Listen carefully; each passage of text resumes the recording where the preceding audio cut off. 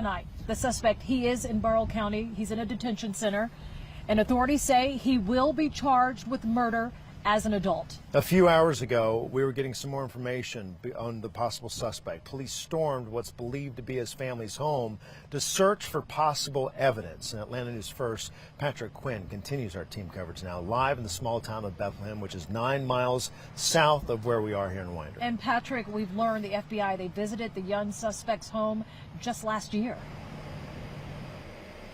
Sean, that's right. There may have been signs ahead of this shooting. The FBI tonight, they are announcing that they in fact investigated Colt Gray just a year ago, May 2023, tied to online posts that he could shoot up a school. They investigated it, they interviewed him, but they said at the time they did not have probable cause, though they alerted local schools to keep monitoring Colt Gray, and that was in Jackson County. Here we are in Barrow County. This is not a threat. What happened today, very real. 4 people shot and killed Colt Gray. He was arrested at the school, and then law enforcement officials, they swarmed this house.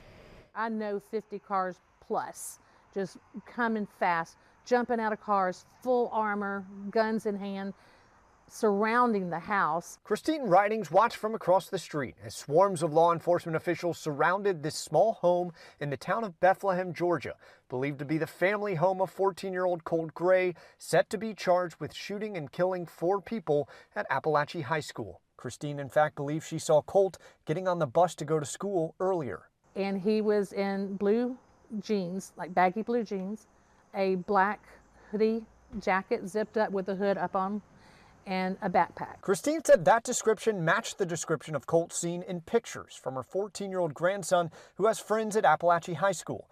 At school, Lila Sarith said she was sitting next to Colt when he got up and left math class, only to try and get back in moments later. And that's when, like, through the window I saw him kind of like realize that he's not going to get in this classroom, so he kind of turned to the one that was next to us, and then, or like turn to the right, and you just hear shots. Lila said she heard 15 gunshots before the echoes faded. Colt was arrested, and officials say he'll be charged with murder as an adult. But this is not the first time Colt Gray has been linked to a school shooting threat. Within the last few hours, the FBI posted this statement saying Gray, 13 years old at the time, made online threats a year ago. Colt denied the threats at the time, but was interviewed. The FBI saying, quote, the father stated he had hunting guns in the house, but the subject, Colt, did not have unsupervised access to them. Officials said Colt used an assault rifle platform-style weapon in the shooting on Wednesday. Back in Bethlehem, Christine, shocked. A day of horror may have started right next door.